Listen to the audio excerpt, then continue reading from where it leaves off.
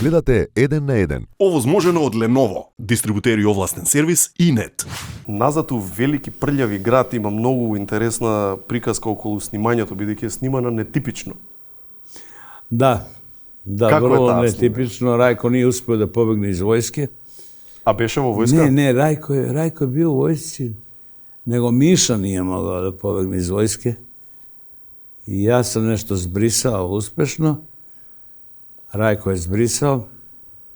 Нешто излажавте? I onda smo ušli kod Enca u studiju, pošto imam gotovu pesmu, i snimili to. Rajko je malo piva dodao više, pa je gitara onako čudno zvučala, ali snimio je i bas.